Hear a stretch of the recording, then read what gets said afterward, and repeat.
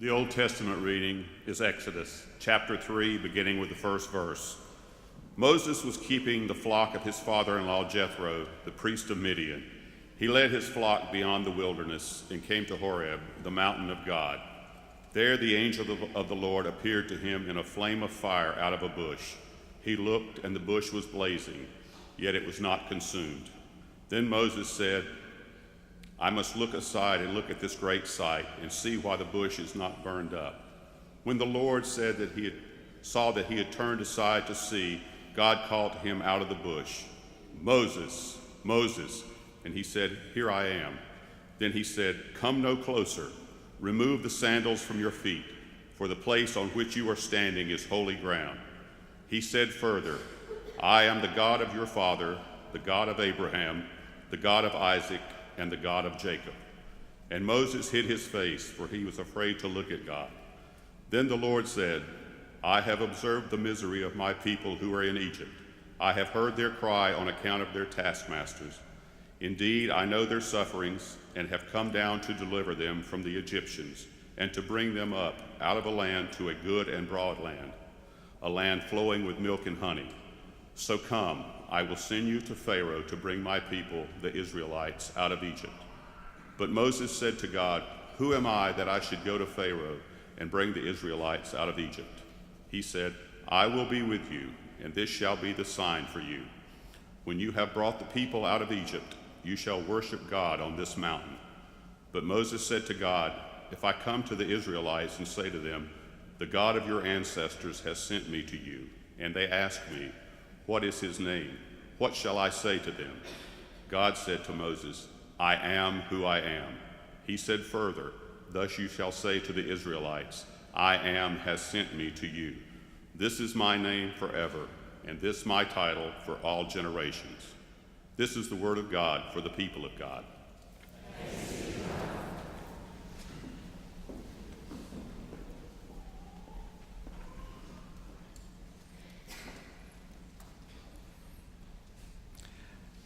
I think if I were Moses, I'd want to say, God, that's not a very good sign. You know, Moses is asked to go do this impossible thing, so he says to God, show me a sign. And God says, well, after you've done it, after it's all taken place, then you'll come back here and worship in this place. Well, Moses wanted a sign now, not later. Although it's often that way, isn't it, that we discover what God was doing only in retrospect, only after the fact, only after it's happened, and we look back, and then we have the understanding of where God was and how God spoke and what was happening. And of course, after we've heard God's call and after God has acted, what else would we do but worship God, this God whose name, it's an odd name, isn't it? God's name is I Am.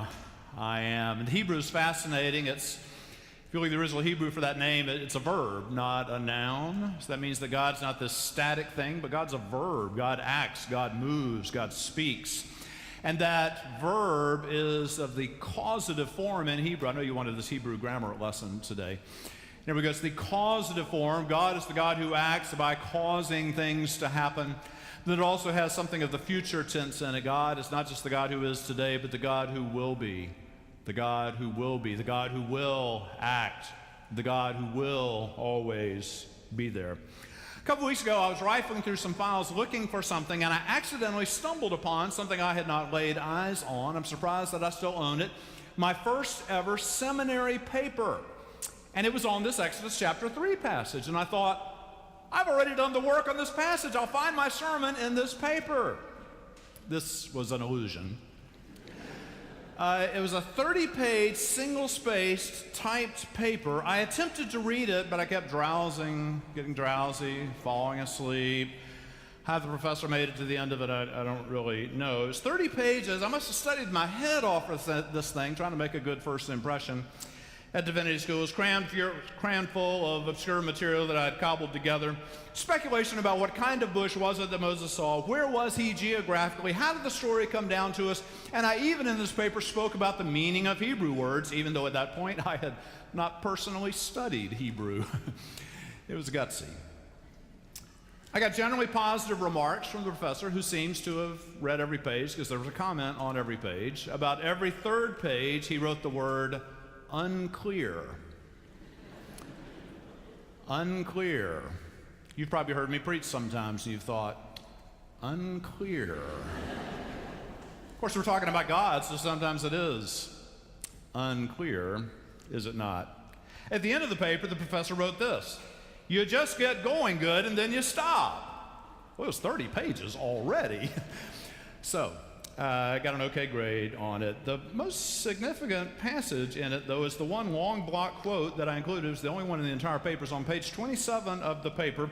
It's from an Old Testament scholar named Gerhard von Rad, who wrote this: Moses' experience was not the result of earlier experience or spiritual brooding. Neither previous faith nor any other personal endowment had the slightest part to play in preparing this man who was called to stand before the Lord. It was a totally new way of life. It meant relinquishing normal social life and economic security, changing over to a condition of having nothing to depend on, or rather nothing to depend on except the Lord. I think that passage meant a lot to me back then because I was trying to figure out my life and I was trying to figure out God. I was in divinity school, but I was not sure why I was in divinity school. I went not because I'd had some burning bush experience or because I've been a lifelong churchgoer and had some call to ministry. I don't know why I went to seminary. My two best friends were going, so I think I went with them. And I had no idea that I would be doing this for a living. I'd been minding my own business. I was an engineering major. Why would God be calling me? Why did God call Moses? Why does God call any of us? I mean, the premise of the story is not just that God calls Moses, but that God calls every one of us. Why would God call me? Why would God call you? It's interesting if you trace all of Moses' story. He's dealing with a lot of stuff in his soul that he's got to be ruminating over.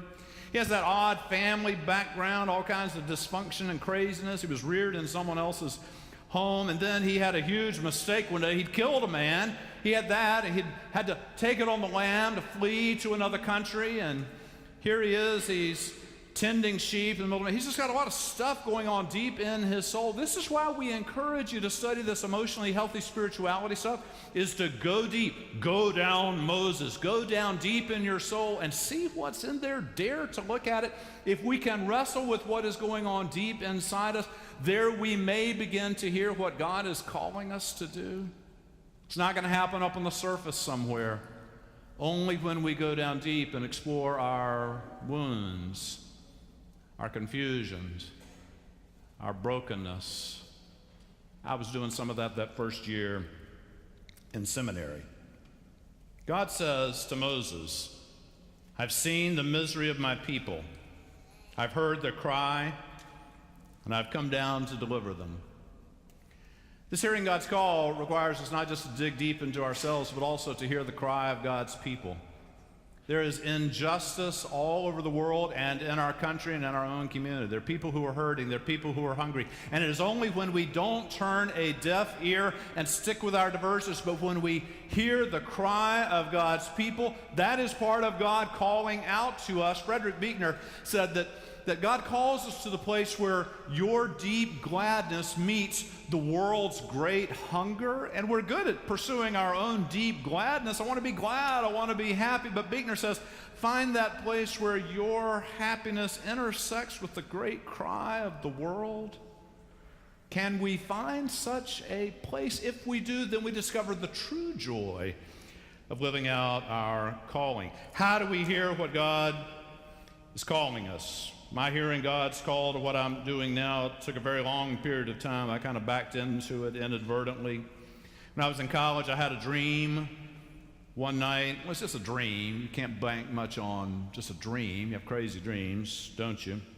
I had lunch one day with a minister that I'd gotten to know. I hadn't been a church guy in my life. I didn't really know any other ministers, hadn't met anybody.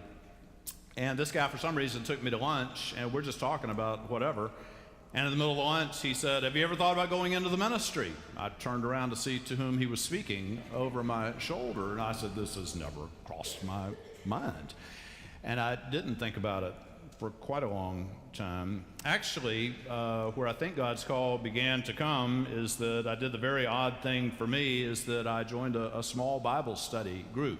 I know you hear clergy saying, like, join a Bible study group. You think that's just so us. That is so not me. I just was not a small group guy. Bible study, that just sounded kind of creepy, sappy. I don't know. It just didn't work. But I had these friends, they kept nagging me to go, and I didn't go. That just seemed awful. But then finally one day I went, mostly just to get them off my back, and I went to the Bible study group, and in our conversation, I didn't understand it fully at the time, I heard God talking to me in that group. This is the time of year we try to get you to sign up for a group. If you sign up for Disciple 1 in week 5, that's like at the end of September, you'll study this Exodus chapter 3 passage, and it's really interesting. It's got some great conversation starters, including this one. Imagine, you're in a group, you've read this Exodus chapter 3, and it says this: describe any sense of reluctance you have felt about responding when God called you to a difficult task. Hey, you could talk about that forever, couldn't you?